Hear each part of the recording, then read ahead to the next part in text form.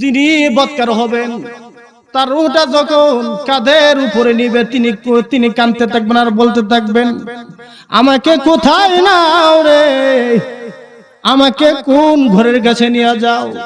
আমি দেখতেছি সাপ বিছুর ঘর, পোকা মাকড়ের ঘর, 99টা সর্প আমার দিকে হা করে তাকিয়ে আছে। আল্লাহু আকবার। কয়টা সাপ? 99টা। কয়টা সাপ? আল্লাহ নবী বলেন কবরের মধ্যে এমন 99টা সর্প দেওয়া হবে, সাপ দেওয়া হবে।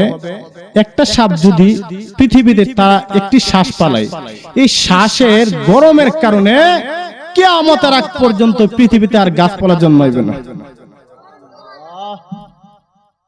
একটা শ্বাস এমন বিষাক্ত। ভাইরা আমার, ওই ব্যক্তি বলতে থাকবে, সর্বপ্রথম ইমাম সাহেব হুজুরের পায়ের মধ্যে এসে পড়ে যাবে রূহটা, হুজুর গো একটু দোয়া করুন না, একটু দোয়া করুন না, একটু দোয়া করুন না, আজ তো আমার আর রক্ষা নাই, আজ তো আমার রক্ষা নাই। সন্তানকে বলবেন, রে সন্তান, কত কষ্ট করে তোকে না লালন পালন করেছি, কত নিজে না খাইয়া তোর খাবারের ব্যবস্থা করেছি, আমি অনেক সময় খাইনি, তোকে আমি খাওয়াইছি, তোকে আমি কত মানুষ করেছি, টাকা পয়সা দিয়েছি, আজ তুই আমাকে জাহান্নামের গর্তের মধ্যে দিয়ে আসতেছ। এ সন্তান, নিস না রে, আমাকে নিস না, আমাকে বাড়িতে রাখ, আমাকে কেটে টুকরা টুকরা করে নদীতে বাসাই দে, তারপরও আমাকে এই অন্ধকার কবরের মধ্যে নিস না, কারণ কবর এমন একটি ঘর, এমন একটি ঘর, এমন একটি ঘর। আসসালামু আলাইকুম ওয়া রাহমাতুল্লাহি ওয়া বারাকাতুহু।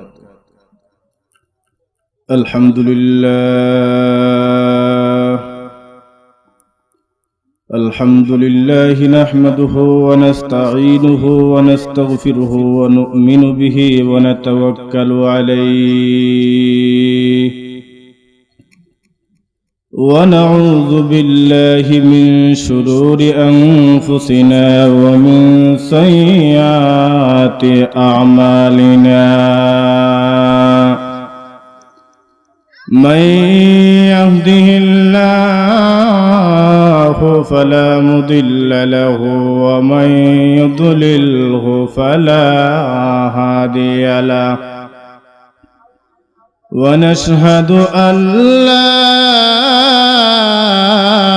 إله إلا الله وحده لا شريك له ونشهد أن سيدنا وحبيبنا ودرودنا ومولانا محمدا عبده ورسوله أما بعد فقد قال الله تعالى في كلامه المجيد وفرقانه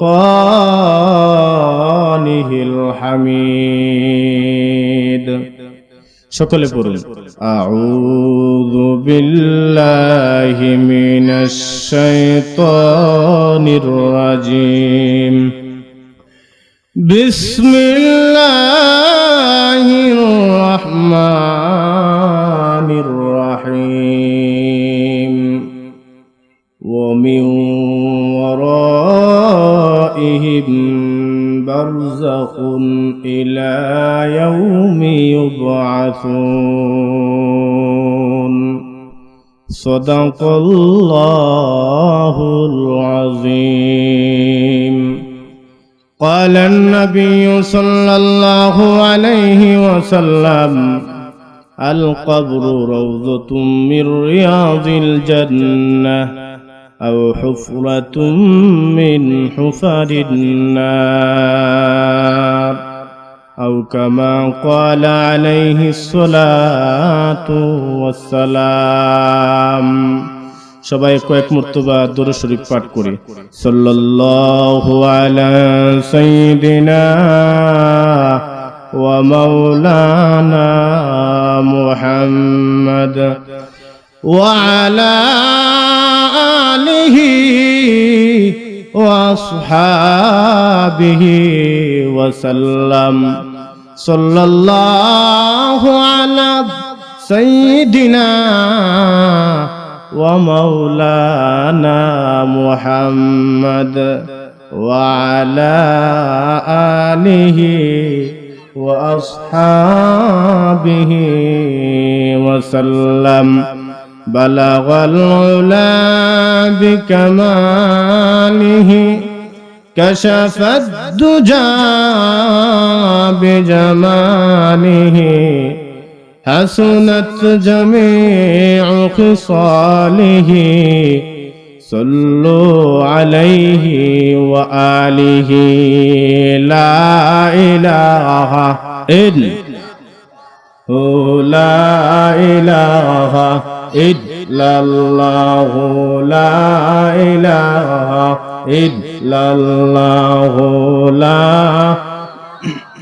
إلا الله لا إله إلا হিংসা ছাড়ো নিন্দা ছাড়ো ছাড়ো মনের অহংকার সময় থাকতে তওবা করো সময় থাকতে তওবা করো দিলকে করো পরিষ্কার লা ইলাহা ইল্লাল্লাহ Oh la ilaha illallah la ilaha illallah la ilaha illallah la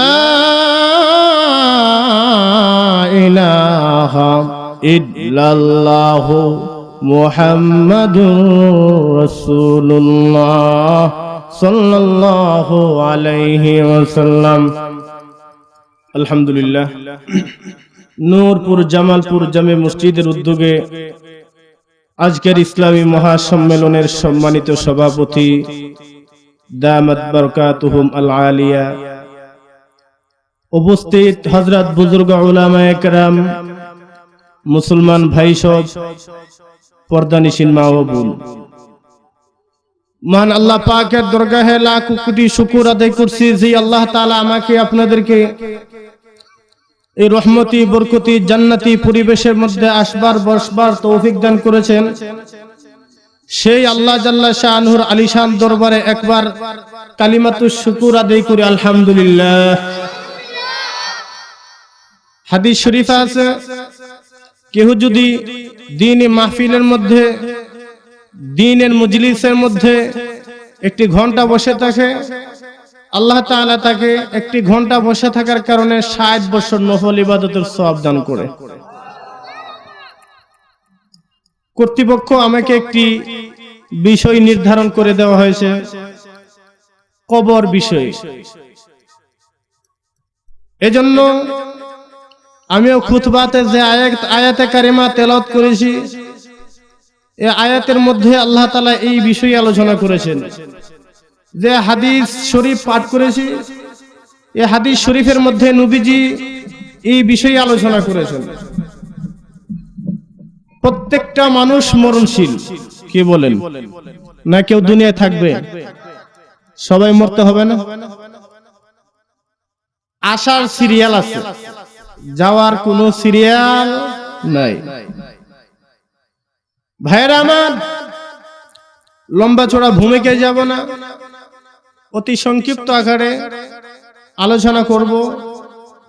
যাই আলোচনা করি দোয়া করেন আল্লাহ যেন আমার জবান থেকে ইখলাসের নিয়তে বলার, আপনারা ইখলাসের নিয়তে শোনার আল্লাহ তাআলা উভয়কে তৌফিক দান করে। সবাই বলি আমিন। কবর এমন একটি জগৎ, কবর নামটি একটি ভয়ঙ্কর। পৃথিবীতে আমরা যত মানুষ দেখতেছি মৃত্যুবরণ করতেছে, সকলেই কিন্তু কবর জগতে চলে যাইতেছে। শুধু মাটির নিচে দাফন করার নাম কবর নয়। কেউ যদি আগুনের মধ্যে পুড়ে মরে, এটাও কবর জগৎ। কেউ যদি পানিতে পড়ে মরে, এটাও কবর জগৎ। কেউ যদি গাড়িতে অ্যাক্সিডেন্ট করে মরে, এটিও কবর জগৎ। প্রত্যেকটি মানুষ তিনটি স্তর অতিক্রম করা লাগে। 1 নম্বর ইহকালীন জগৎ, 2 নম্বর বারজাখী জগৎ, 3 নম্বর পরকালীন জগৎ। আমি আপনাদের সামনে ইহকালীন জগৎ আলোচনা করব না, পরকালীন জগৎ আলোচনা করব না, মাঝামাঝি বিষয়টা নিয়ে আলোচনা করব। কারণ মাঝামাঝি থাকা ভালো, কি বলেন? মাঝামাঝি বিষয়টা নিয়ে আমি আপনাদের সামনে আলোচনা করব। তবে আমি যা আলোচনা করি ঠিক বে ঠিক, যেখানে সুবহানাল্লাহ বলা লাগে, যেখানে আলহামদুলিল্লাহ বলা লাগে, যেখানে আল্লাহু আকবার বলা লাগে, আপনারা বলবেন তো ইনশাআল্লাহ? সবাই বলবেন? আরেকটু জোরে বলুন, সবাই বলবেন? আমি এখনো বলবো, যারা দাঁড়িয়ে আছেন তারা বলবেন না মনে হয়, মেহেরবানি করে আপনারা বসে যান মাহফিলের সৌন্দর্য রক্ষার্থে। ভাইরা আমার, বারজাখী জগৎ নিয়ে আলোচনা করতে হলে ইহকালীন জগতের শেষের দিকে কিছু আলোচনা আমাদের বুঝতে হবে। মানুষ কবরের দিকে কিভাবে পা বাড়ায়, মানুষের মৃত্যুটা কখন আসে, কিভাবে আসে। আমরা কবরটাকে 6টি ভাগে ভাগ করব। মানুষের মৃত্যুর একটি সুখের কথা বলবো, মৃত্যুর একটি দুঃখের কথা বলবো। 2 নম্বর মানুষের জানটা প্রাণটা বের হওয়ার পরে রুহের কি অবস্থা তা নিয়ে আলোচনা করব। 3 নম্বরে কবর কি এলান করে তা নিয়ে আলোচনা করব। 4 নম্বরে কবর মানুষদেরকে যে চাপ দেয়, কিভাবে চাপ দেয়, এটা নিয়ে আলোচনা করব। 5 নম্বরে মুনকার নকির কি তা নিয়ে আলোচনা করব। 6 নম্বরে নেককারের সুখ কি, বদকারের দুঃখ কি তা নিয়ে আলোচনা করব। সকলে শুনবেন ইনশাআল্লাহ। যতটুকু পারি এই যে 6টা সাবজেক্ট, 6টা পয়েন্ট আমি আপনাদের সামনে তুলে ধরলাম। চেষ্টা করব 6টা সাবজেক্ট বলার জন্য, তবে যতটুকু যাইতে পারি। বিস্তারিত আলোচনা করব না, অতি সংক্ষিপ্ত আকারে আলোচনা করব। 1 নম্বর আলোচনা হলো মানুষ মৃত্যুবরণ করে, কারণ আল্লাহ কোরআনে বলতেছেন প্রত্যেকটা মানুষই মরণশীল। আল্লাহ কোরআনে বলেন, কুল্লু নাফসিন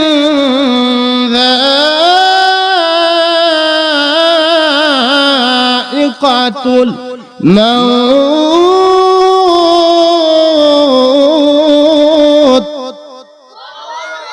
আল্লাহ বলতেছেন প্রত্যেকটা প্রাণী মরণশীল। মানুষ বলেন, জিন বলেন, ফেরেশতা বলেন, শয়তান বলেন, প্রাণী বলেন, কাক বলেন, কবুতর বলেন, যত প্রাণী আছে সকলেই মরণশীল। না দুনিয়াতে কেউ বেঁচে থাকবে, কেউ বেঁচে থাকবে না, সকলে বাঁচতে হবে। এমনকি দ্বীনের নবী মুহাম্মদুর রাসূলুল্লাহ সাল্লাল্লাহু আলাইহি সাল্লাম যেহেতু দুনিয়া থেকে বিদায় হয়ে গেছেন, এই হিসাবে বোঝা যায় আমরা কেউ আর থাকবো না। যিনি আল্লাহর দুস্ত তিনি বিদায় হয়ে গেছেন। মৌতের অনেক কষ্ট, সাকরাতের অনেক কষ্ট। সাকরাতের একটি কষ্টের কথা বলবো, একটি সুখের কথা বলবো। মানুষটা যখন মৃত্যুবরণ করে, যিনি নেককার হয় তার সুখ কি? আল্লাহ তাআলা ওই ব্যক্তির কাছে, নেককার ব্যক্তির কাছে 501 ফেরেশতা পাঠান। 501 ফেরেশতার হাতে 501টি ফুলের তোড়া থাকে, আবার আরেক হাতে 501টি জান্নাতি রুমাল থাকে। ভাই, ওই জান্নাতি রুমালটা সকলের তুতনির নিচে লাগবে না। যাদের তুতনির নিচে দাঁড়িয়ে আছে তাদের তুতনির নিচে ওই জান্নাতি রুমালটা লাগবে। যাদের তুতনির নিচে দাঁড়িয়ে নাই, আল্লাহু আকবার, যাদের তুতনির নিচে দাঁড়িয়ে নাই, ওই 501 ফেরেশতা 501টি জান্নাতি রুমাল যে নিয়ে আসবেন, আপনার তুতনির নিচে ওই রুমালটা লাগবে। এজন্য ভাইরা এখানে যারা উপস্থিত আছেন সকলে এখান থেকে ওয়াদা করুন, আল্লাহ ওই জান্নাতি রুমালটা আমাদের তুতনির নিচে লাগাতে চাই। আল্লাহ তুমি আমাদের তুতনির নিচে ওই জান্নাতি রুমালটা লাগিয়ে দাও। এই জন্য আপনারা সকলে ওয়াদা করুন, দাড়ি আপনারা রাখবেন তো যাদের দাড়ি নাই? কার কার দাড়ি নেই একটু আমরা হাত তুলি, একটু হাত তুলি। ওয়াদা করুন ভাই, আপনারা সকলে দাঁড়িয়ে রাখবেন। সারা রাত্র যদি আপনি ওয়াজ শুনেন আর আমরা ওয়াজ করতে থেকে যদি কোনো আমল না হয়, এই ওয়াজের কোনো দরকার নেই, কোনো দরকার নেই। ইনশাআল্লাহ আপনারা আমল করবেন তো? জোরে বলুন, আমল করবেন তো? 500 একজন ফেরেশতা, 500 একটা ফুলের তোড়া নিয়ে আসবে, 500 একটা জান্নাতের রুমাল নিয়ে আসবে। ওই ব্যক্তি তার সাকরাত আরম্ভ হয়ে যাবে। আল্লাহ আজরাইলকে পাঠাবেন, আজরাইল যাও আমার বন্ধুর কাছে যাও, আমার বন্ধুকে নিয়ে আসো। হযরত আজরাইল আলাইহিস সালাতু ওয়াস সালাম আল্লাহ তাআলা অনুমতি পেয়ে ওই নেককার লোকের কাছে চলে আসবেন। আয়েশা বলবেন আসসালামু আলাইকুম, সুখের একটি সালাম দিবেন, আসসালামু আলাইকুম। ওই মুমিন ব্যক্তি, নেককার ব্যক্তি বলবে ওয়া আলাইকুমুস সালাম, কে আপনি? বলবে আমি মালাকুল মউত। ওই ব্যক্তি বলবে মালাকুল মউত কি? আবার যাও, মালাকুল মউত চিনি না, মউত কি? যাও দূর হও, মউত চিনি না, ধমক মারবে। ওই ব্যক্তির সাথে ওই আজরাইল আলাইহিস সালাতু ওয়াস সালাম দৌড় মারবেন আবার আল্লাহর কাছে, প্রভু গো কার কাছে পাঠাইলা? যার কাছে গেলাম সে আমাকে ধমক দিয়ে ফাটিয়ে দিল, সে বলে মউত নাকি চিনে না। আল্লাহ বলেন রে আজরাইল, আমার বান্দা জন্ম থেকে শুরু করে মৃত্যুর আগ পর্যন্ত সদা সর্বদাই আমি আল্লাহ নামের আল্লাহু তাসবিহ জপেছে। সুতরাং তুমি যদি আমার বান্দাকে, আমার বান্দার প্রাণ থেকে যদি তুমি নিয়ে আসতে চাও, তাহলে জান্নাত থেকে একটি আঙ্গুর নিয়ে যাও। হাদিস শরীফ আছে জান্নাতের আঙ্গুর কত বড় হবে? মুহাদ্দিসিনে কেরামগণ বলেন জান্নাতের একটা আঙ্গুর হবে 12 মণ ওজনের। সুবহানাল্লাহ বল। কয় মণ ওজনের? আপনাদের আদমপুর বাজারে মনে 1 কেজি ওজনের আঙ্গুর ওঠে, তাহলে 12 মণ ওজনের না। এই দুনিয়া 100 গ্রাম আঙ্গুর যে পাওয়া যাবে এটাও সন্দেহ আছে। জান্নাতের আঙ্গুর হবে 12 মণ ওজনের।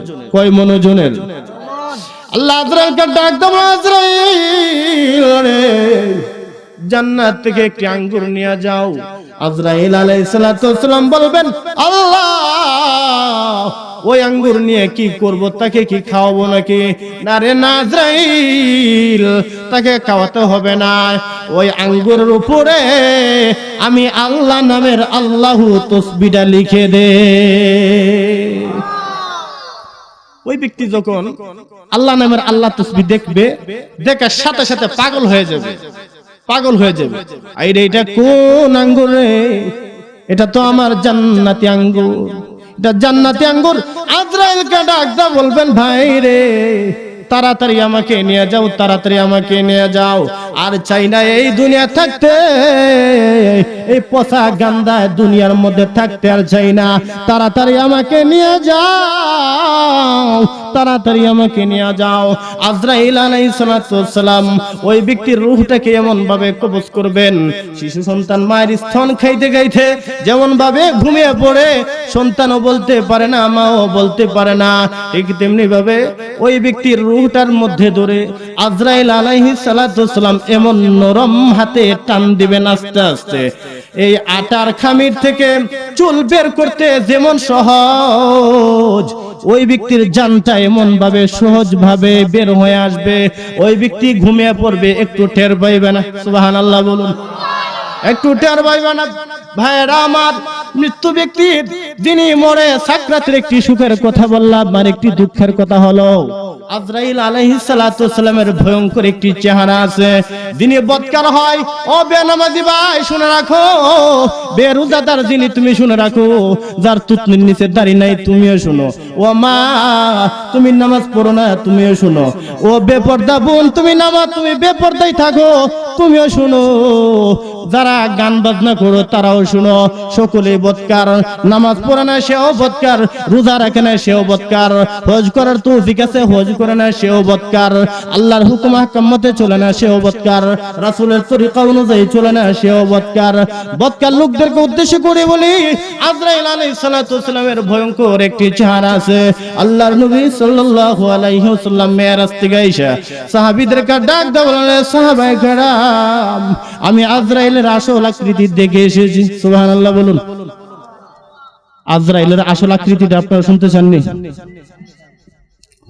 আজরাইল আলাইহিস সালাতু ওয়াস সালামের আসল আকৃতি দেখে এসেছে। সাহাবীরা ভয় পেয়ে গেলেন, ইয়া রাসূলুল্লাহ, ইয়া হাবিবাল্লাহ, আল্লাহর নবী গো, আজরাইল আলাইহিস সালাতু ওয়াস সালামের আসল আকৃতি বলার দরকার নাই, আপনি যেভাবে বলতেছেন আমরা ভয় পেয়ে গেছি। সাহাবায়ে কেরাম থর থর থর থর করে কাঁপতে আরম্ভ করলো। আল্লাহর নবী সাল্লাল্লাহু আলাইহি ওয়াসাল্লাম বলেন, ও সাহাবীরা শুনো, আমি দুই একটা উদাহরণ, দুই একটা কথা আজরাইলের নজির, দুই একটা নজির পেশ করে। এক নম্বর হইল, আমি আজরাইল আলাইহিস সালাতু ওয়াস সালামের চেহারা দেখেছি। আজরাইলের 6টি চেহারা আছে। সুবহানাল্লাহ বলুন। কয়টা চেহারা? জোরে বলুন, কয়টা? আজরাইল আলাইহিস সালাতু ওয়াস সালামের 6টা চেহারা রয়েছে। 4টা হাত রয়েছে, অর্থাৎ পাকা রয়েছে 4টা। কয়টা? আর চক্ষু কতগুলি রয়েছে? আল্লাহর নবী হাদিসে বলেন,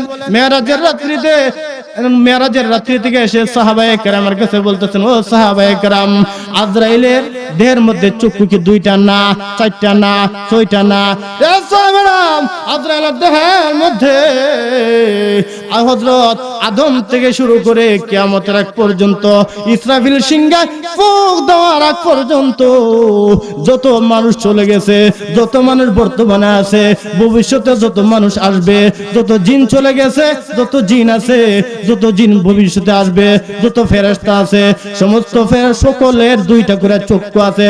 সমস্ত চক্ষু মিলে যত চক্ষু হবে, একা আজরাইলের দেহের মধ্যে ততগুলো চক্ষু রয়েছে। এখন চিন্তা করুন, আজরাইলের দেহের মধ্যে চক্ষু কতগুলো? ওই সমস্ত চক্ষু নিয়ে যখন যিনি বদকার তার চোখের সামনে আইসা যখন চোখটা রাঙ্গানি মারবে, কি অবস্থা হবে? কবি বলেন, হাফতে দরিয়া গর্বনু সন্তান গর্দদ জানে মান, হাফতে দরিয়া গর্বনু সন্তান গর্দদ জানে মান, সর্বতে দিদারে বয়াদ আজলুবে মাহবুবে মান, সর্বতে দিদারে বয়াদ আজলুবে মাহবুবে মান। আজরাইল আলাইহিস সালাতু সালাম যখন এই কোটি কোটি চক্ষু নিয়া ওই বদকার লোকের সামনে চোখটা রাঙ্গানি মারবে, তার এমন একটা পানির পিপাসা আরম্ভ হবে, 7টা সাগরের পানি যদি নলকূপ দ্বারা যদি তার মুখের মধ্যে দেওয়া হয়, কবি বলেন, কসম খুদার 7টা সাগরের পানি শেষ হয়ে যাবে, 7 সমুদ্রের পানি শেষ হয়ে যাবে। আজরাইল দেখেছে চোখটা রাঙ্গানি দিয়েছিল, এই বয়ে যে পানির পিপাসা লেগেছে, আজরাইলের ভয়ের কারণে তার পানির পিপাসা দূর হবে না। লা ইলাহা ইল্লাল্লাহ, লা ইলাহা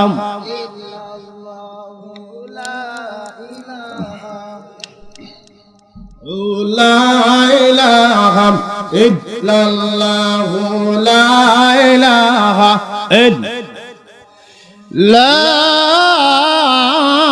ইলাহা ইল্লাল্লাহ মুহাম্মাদুর রাসূলুল্লাহ সাল্লাল্লাহু আলাইহি ওয়াসাল্লাম। ওই আজরাইল আলাইহিস সালাতু ওয়াসসালামের আসল আকৃতি দেখিয়ে ওই ব্যক্তির জানটা কবজ করবেন, কলিজার মধ্যে ধরে এমন ভাবে টান মারবেন, টানের ছুটে কলিজার মধ্যে 70টা রগ আছে, 70টা রগ টাস টাস করে ছিঁড়ে যাবে। সকলে বলুন সুবহানাল্লাহ। টাস টাস করে ছিঁড়ে যাবে। কি অবস্থা হবে ওই সময় আমার আপনার? চিন্তা করুন, চিন্তা করুন। সকলে একদিন না একদিন মরতে হবে, না কেউ বেঁচে থাকবেন? মরতে হবে, অবশ্যই মরতে হবে। আইনামা তাকুনু ইউদরিকুমুল মাউত, ওয়ালাউ কুনতুম ফি বুরুজিম মুশাইয়াদা। আল্লাহ তাআলা বলেন, রে বান্দা, তুমি পৃথিবীর যে কোনো প্রান্তে থাকো না কেন, পাহাড়ে থাকো না কেন, জমিনে থাকো না কেন, যদি সম্ভব হয় আকাশে যদি যাইতে পারো সেখানেও যাইতে পারো, কোনো সমস্যা নাই। রে বান্দা, যখন মউতের সময় এসে যায় আজরাইলের হাত থেকে কেহ রক্ষা পাবে না। কেউ পাবেন রক্ষা? যখন সময় এসে যায় একটা সেকেন্ডও কাউকে সময় দিবে না। আজরাইল যখন আপনার সামনে চলে আসবে, যদি আপনি আজরাইলকে বলেন, আজরাইল ভাই, আপনাকে আমি 5 লক্ষ টাকা ঘুষ দেই, আপনি আমার আরো 2 দিন সময় দেন, আজরাইল কি ঘুষখোর? একটু জোরে বলুন, আজরাইল ঘুষখোর না? আজরাইল ঘুষখোর নয়, আজরাইল ঘুষখোর নয়, ঘুষখোর আমি, ঘুষখোর আপনি। আজরাইলকে কোটি কোটি কোটি কোটি সম্পদ যদিও দেন, কোটি কোটি টাকাও যদি দেন, সমস্ত পৃথিবীটা যদি আপনার হয়, এটাও যদি আজরাইলকে দান করে দেন, এরপরও একটা সেকেন্ড আজরাইল আপনাকে সময় দিবে না। মানুষটা যখন মৃত্যুবরণ করে তার রূহটার কি অবস্থা হয়? 2 নম্বর, তার রূহের 2 অবস্থা, হয়তো রূহটা হাসে অথবা রূহটা কান্দে। আল্লাহ নবী হাদিসে বলেন, রে দুনিয়ার উম্মত, আজরাইল আলাইহিস সালাতু ওয়াস সালাম যখন প্রাণ বায়ুটা বের করে নেই, রূহের 2 অবস্থা, হয়তো রূহটা কাঁদে অথবা রূহটা হাসে। কখন রূহটা হাসে জানুনি? যখন তার কোন উপযুক্ত ছেলে থাকে, সুবহানাল্লাহ বলুন, যখন তার উপযুক্ত কোন ছেলে থাকে, আর ওই ছেলে যখন তার জানাজার নামাজটা পড়ায়, জানাজার নামাজটা পড়ানোর সাথে সাথে ওই ব্যক্তিটা মুস্কি মুস্কি হাসতে থাকে আর বলতে থাকে, আমার মউতটা ধন্য, আমার মউতটা ধন্য। সুবহানাল্লাহ বলুন, আমার মউত ধন্য। পক্ষান্তরে যার কোন ছেলে আলেম নাই, কোটি কোটি টাকার মালিক, সন্তানকে জজ বানাইছে, ব্যারিস্টার বানাইছে, অনেক কিছু বানাইছে, উকিল বানাইছে, কিন্তু একটা সন্তানকে মানুষের মতো মানুষ করছে না। ওই ব্যক্তিটা যখন জানাজা নামাজের মাঠে যখন ওই ব্যক্তিকে নেওয়া হয়, ওই ব্যক্তি এমন ভাবে ক্রন্দন করতে থাকে আর বলতে থাকে, হায় রে, ইয়া ওয়াইলাহা, আফসোস রে, কত আক্ষেপ, কপালের মধ্যে থাপ্পড় খাইবার বলবে আফসোস, আক্ষেপ। আজ যদি আমি একজন আমার সন্তান মাদ্রাসায় পড়াইতাম, আজ যদি আমি আমার একজন সন্তানকে হাফেজ কোরআন বানাইতাম, একজনকে যদি আলেম বানাইতাম, কতই না ভালো হইতো। হাদিসে আছে, কোন সন্তান যদি তার পিতামাতার জানাজার নামাজ পড়ায়, আল্লাহ নবী বলেন, রে মায়ের উম্মত, জানাজার নামাজটা যখন পড়াইবে, জানাজার নামাজটা পড়াইবে, আর সন্তান যখন 2 চোখের পানি জোর জোর করে জমিনের মধ্যে ছেড়ে দিবে, আল্লাহ ফেরেশতাদেরকে বলবেন, ফেরেশতারা রে, ও ফেরেশতারা, আমার এই বান্দা কি জন্য কান্দে? ফেরেশতারা তখন বলবেন, প্রভু গো, ওই ফেরেশতা, ওই বান্দা এই জন্য কান্দে, ওই বান্দার পিতা মারা গেছে, ওই বান্দার মাথা মারা গেছে, এই জন্য তোমার বান্দা কান্দে। কেঁদে কেঁদে কি বুঝায়? কেঁদে কেঁদে বুঝায়, আমার আব্বা যদি আজকে জান্নাতি হইতো, আমার মা যদি আজকে জান্নাতি হইতো, কতই না ভালো হইতো। আল্লাহ আমার আব্বাকে তুমি জান্নাত দাও, আল্লাহ আমার আম্মাকে তুমি জান্নাত দাও। যখন এইভাবে ক্রন্দন করতে থাকে, আল্লাহ তাআলার আরশের খুঁটির মধ্যে কম্পন শুরু হয়ে যায়, ভূমিকম্প শুরু হয়ে যায়। সুবহানাল্লাহ বলুন। আল্লাহ তাআলার খুঁটির মধ্যে ভূমিকম্প শুরু হয়ে যায়। আল্লাহ তখন খুঁটিকে ডাক দাও, খুঁটি রে, ও খুঁটি তুমি কেন কান্দো? কাদার কারণ কি রে খুঁটি? খুঁটি তখন ডাক দাও, আল্লাহ তোমার নবীর হাদিস তো মিথ্যা না। যদি তোমার নবীর হাদিস সত্যি হয়ে থাকে তাহলে দেখো ওই ব্যক্তির পিতার জানাজার নামাজ সে পড়াইতেছে, মাতার জানাজার নামাজ সে পড়াইতেছে। আল্লাহ তখন বলবে, রে খুঁটি তুই কম্পন বন্ধ কর। তখন খুঁটি বলবে, না প্রভু, কম্পন বন্ধ করব না। কেন বন্ধ করবি না? যতক্ষণ পর্যন্ত তোমার ওই বান্দার মা বাবার কবরের আযাব বন্ধ না করছো ততক্ষণ পর্যন্ত আমি খুঁটি কম্পন বন্ধ হবে না।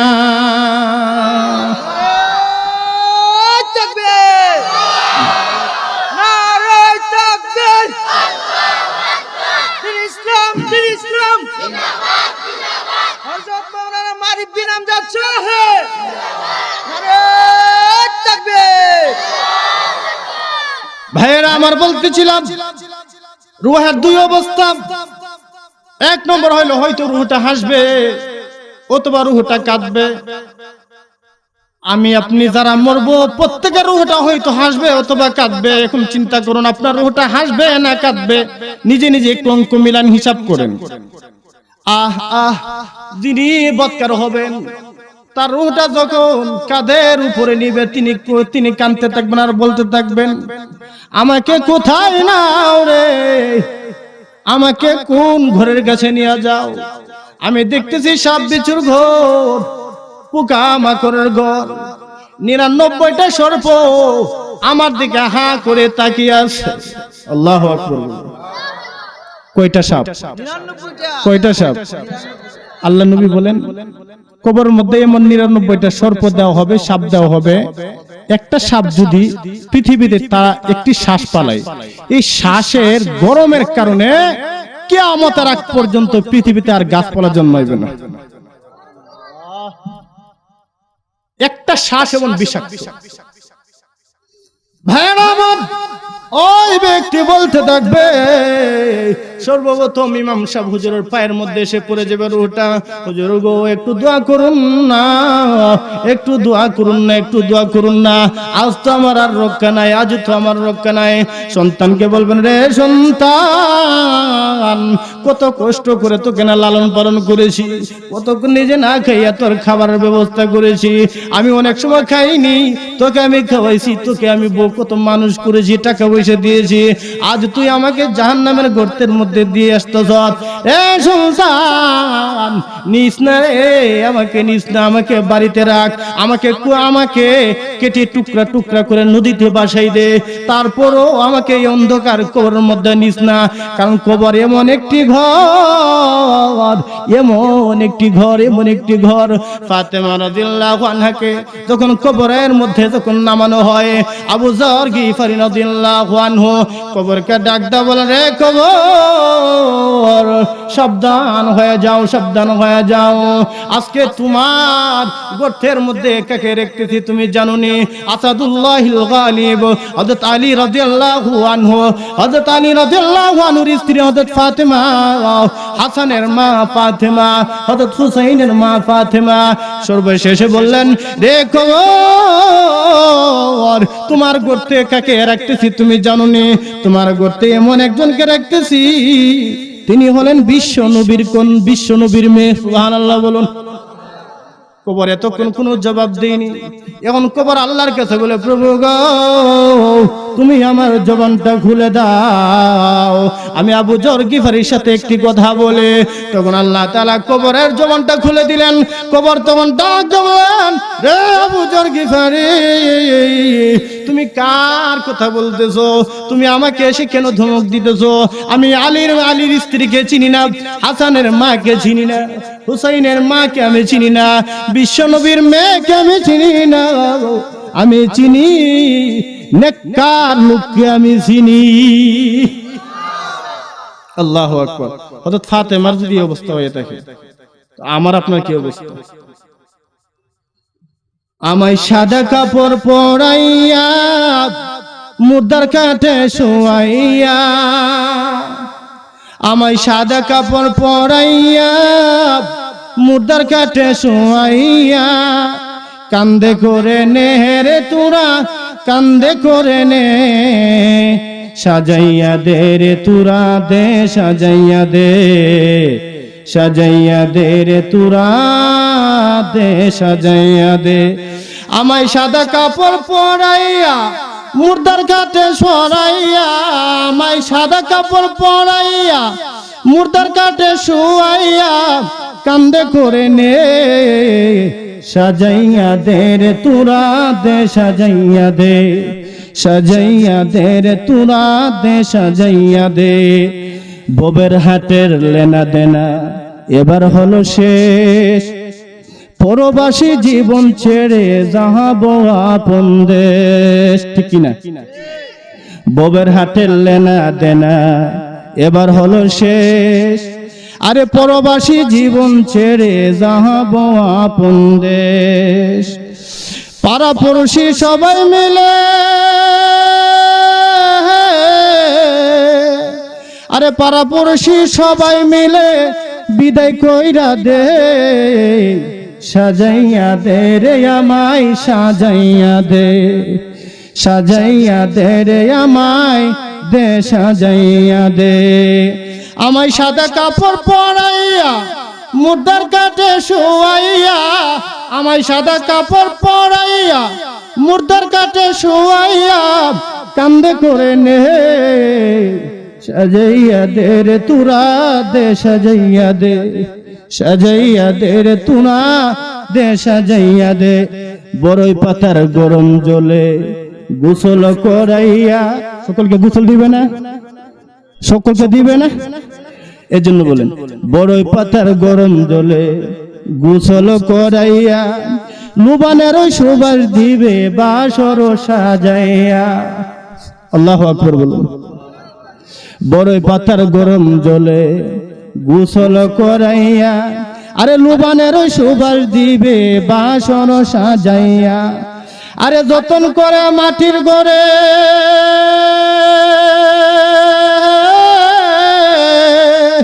আরে যতন করে মাটির ঘরে দে শুয়াইয়া দে, সাজাইয়া দে রে তুরা দে সাজাইয়া দে আমায়, সাজাইয়া দে রে তুরা দে সাজাইয়া দে।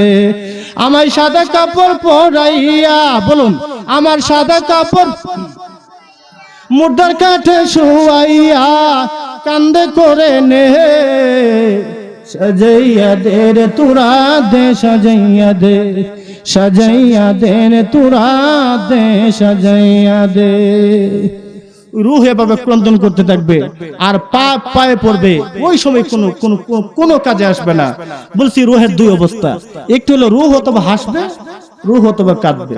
3 নাম্বার, মানুষটা যখন কবরের মধ্যে রাখা হবে, কবর তখন ডাক দে বলবে, রে আল্লাহর বান্দা, কবর কথা বলতে থাকবে মানুষের ভাষা, রে আল্লাহর বান্দা আমি কবরের মধ্যে তুমি এসেছো, তুমি কি আমার সামানা নিয়ে এসেছো?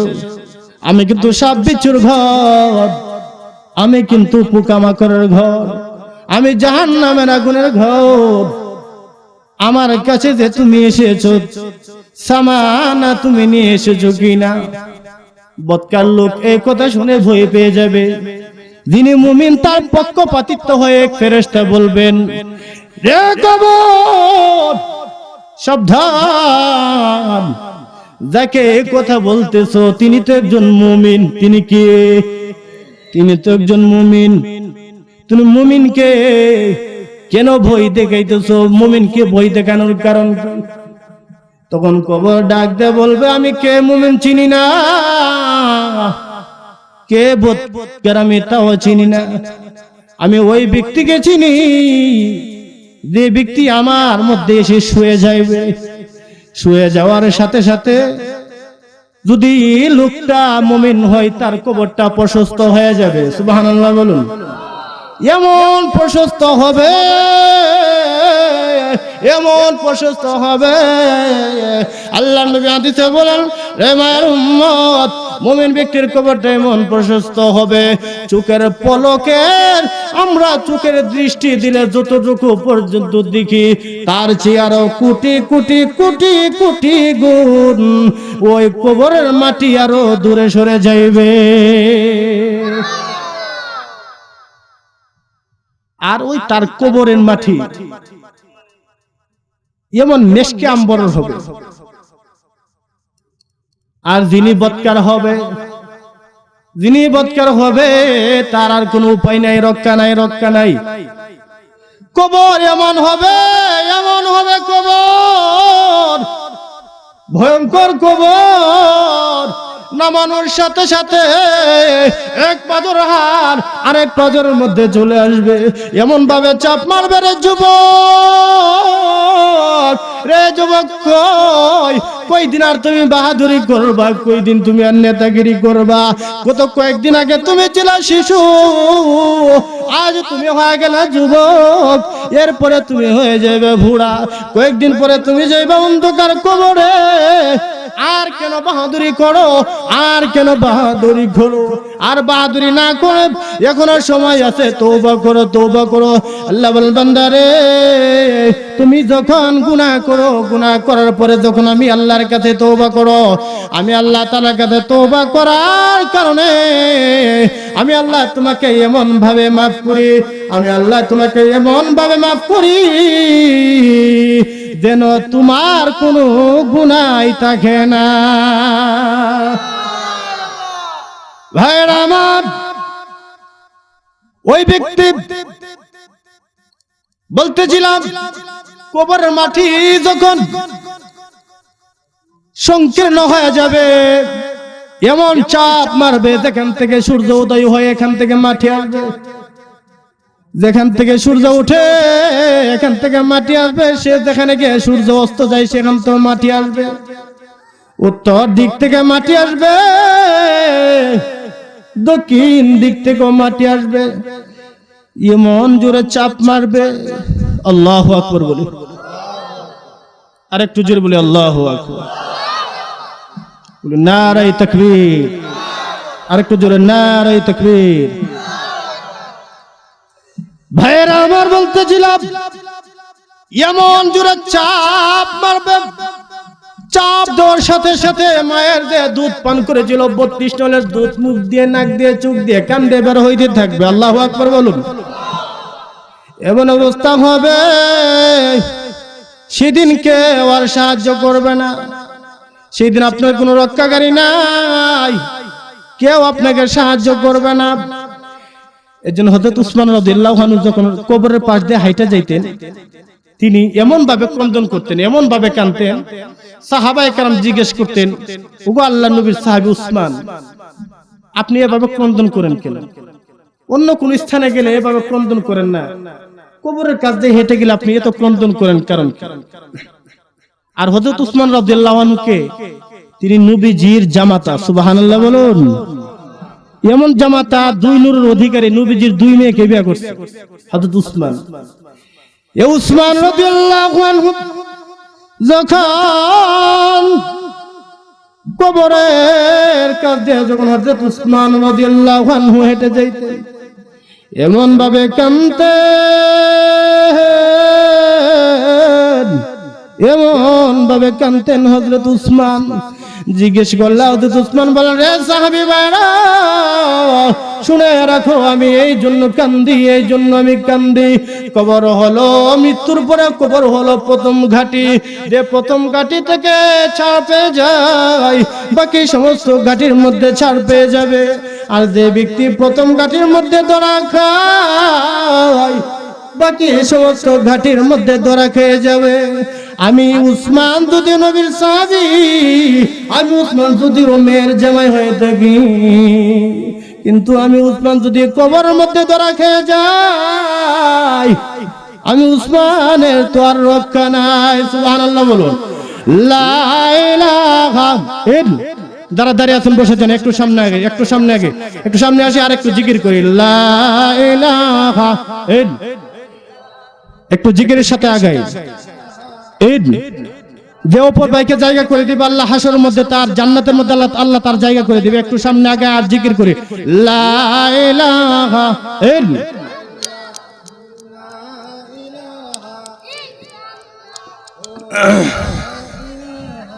ইল্লাল্লাহু, লা ইলাহা ইল্লাল্লাহ। লা ইলাহা ইল্লাল্লাহ লা ইলাহা ইল্লাল্লাহ লা ইলাহা ইল্লাল্লাহ লা ইলাহা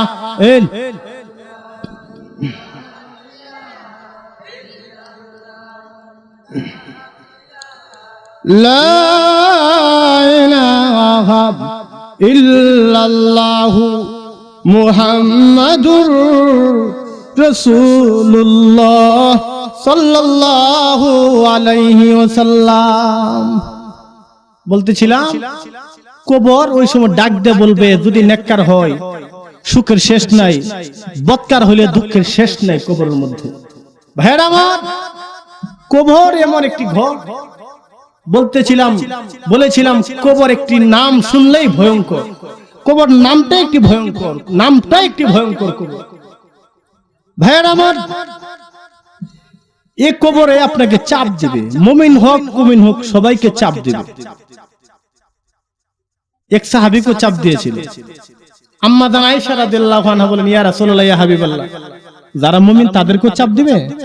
হ্যাঁ আয়েশা, তাদেরকে চাপ দিবে।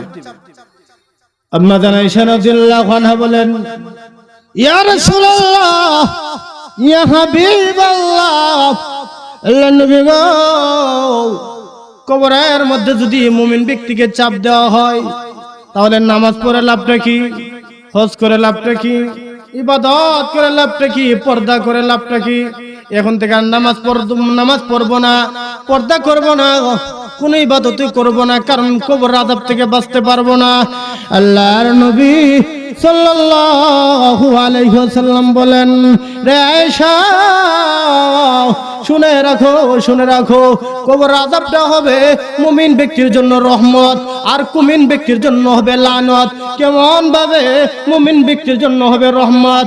আমার ভাইয়েরা, মাথা টিপা দিলে, হাত টিপা দিলে, পা টিপা দিলে যেমন ভাবে আরাম লাগে, ঘুমিয়ে যায়, কবরের মধ্যে যখন মুমিন ব্যক্তিকে চাপ দিবে, চাপের কারণে তার গুনাহগুলি জোর জোর করে মাফ হয়ে যাবে। সুবহানাল্লাহ বলুন।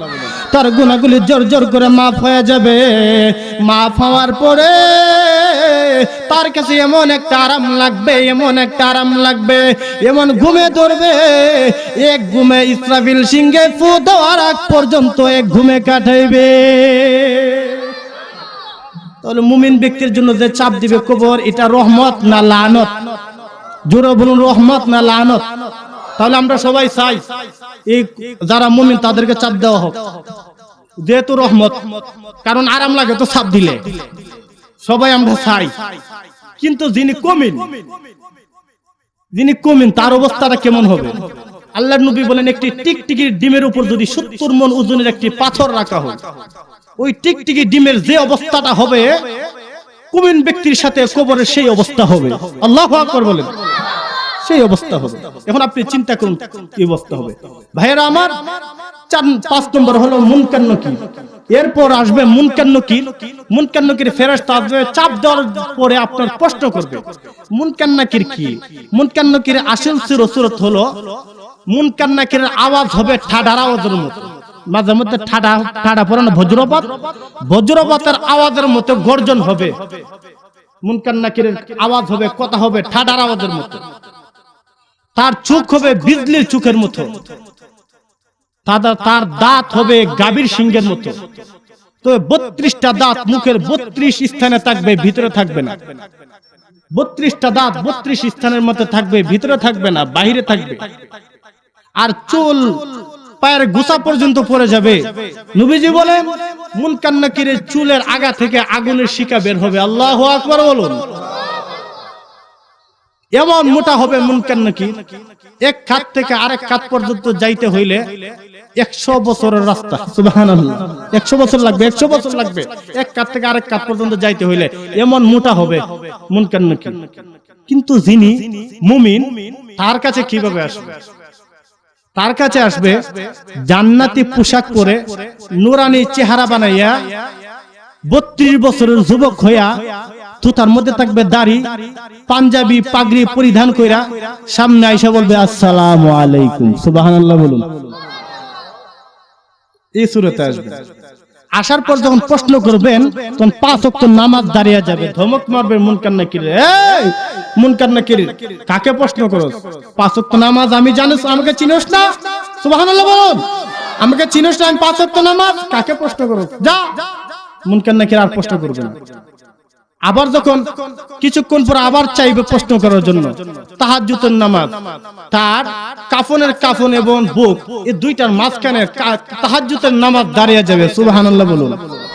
তাহাজ্জুদের নামাজ ডাকতে বলবেন, নবীজি বলেন ওহুম কলিল, তাহাজ্জুদের নামাজের সংখ্যা হবে অনেক কম, ইয়াদাতে লোক হবে অনেক কম। ভাইরা আমার, তাহাজ্জুদের নামাজ দাঁড়িয়ে বলবে, রে মুনকার নাকির কারা কাকে প্রশ্ন করো, কাকে প্রশ্ন করো, কাকে প্রশ্ন করো?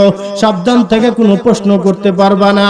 আমি তাকে যতক্ষণ পর্যন্ত সুখের ব্যবস্থা না করতে পারছি ততক্ষণ পর্যন্ত তুমি প্রশ্ন করতে পারবা না। তখন তাহাজ্জুদের নামাজ আল্লাহর কাছে বলবে, আল্লাহ তুমি তাকে সুখের ব্যবস্থা করে দাও। আল্লাহ তাআলা তখন তাহাজ্জুদ নামাজের হাতে ক্ষমতা দিয়ে দিবেন। আল্লাহ বলবেন, রে তাহাজ্জুদ নামাজ তুমি যেমন ভাবে পারো তেমন ভাবে ওই ব্যক্তির সুখের ব্যবস্থা করে দাও। সবাই বলি সুবহানাল্লাহ।